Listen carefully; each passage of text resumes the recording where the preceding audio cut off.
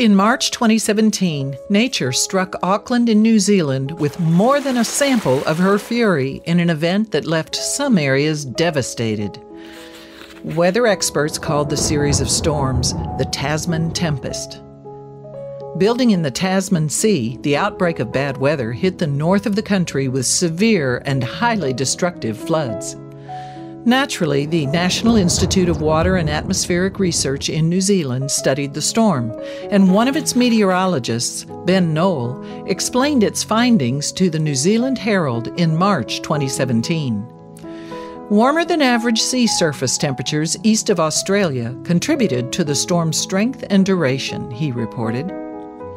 In fact, the structure of the Tasman Tempest was similar to that of a tropical cyclone, Knoll added.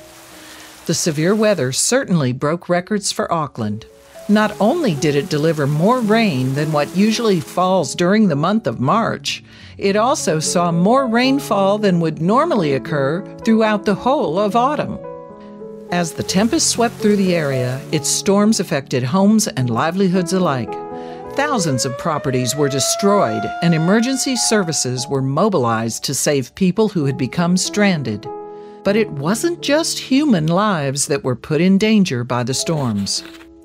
Many animals were also at risk, especially cattle and horses that couldn't escape the rising floodwaters. And when a paddock in the Clevedon suburb of Auckland was hit on March 8, the horses had nowhere to go.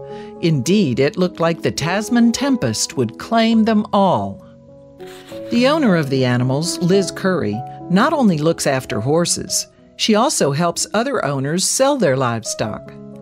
And when the storms hit the area, two of her charges, Voice and Lottie, were swept away. As soon as she heard the news, Curry headed to the paddock to meet the horses' owners. He and his son were there, but there was bad news. The horses couldn't all be moved at once.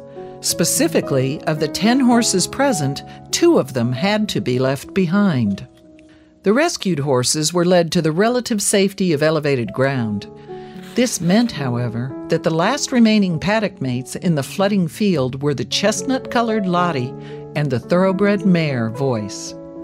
Moreover, the Tasman Tempest, unfortunately, was fiercer than rescues could have predicted, and the flooding came quickly.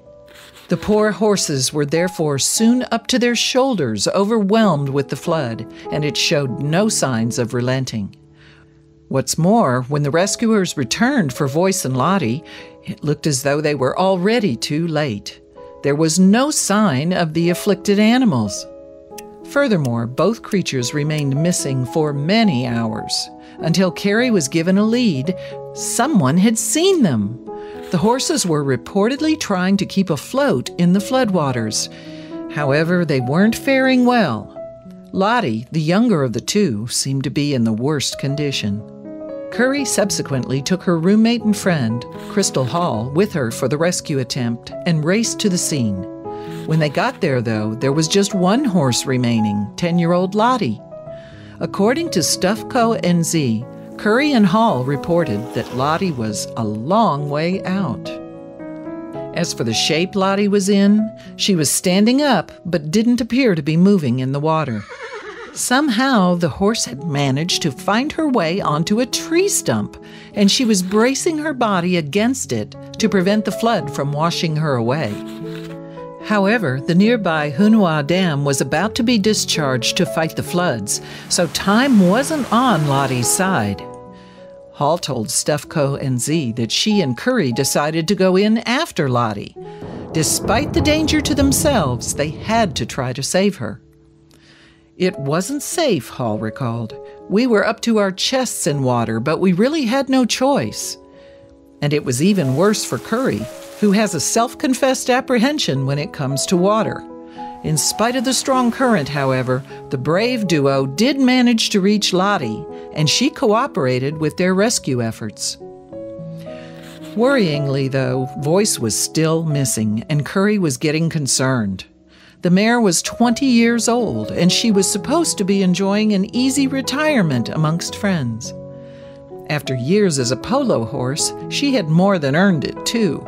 But what chance did she have against the flood? Well, Curry refused to give up on Voice, and soon a campaign spread across the internet to help find the missing mare. Both Curry and Hall were touched by the level of support that kind-hearted people showed them. They even had volunteers arriving from the city by car to join the search. Nearly 2 weeks passed, however, and sadly, there was still no sign of Voice. But then, suddenly, after 13 days, a horse matching her description was seen close to where she had last been sighted in the flood.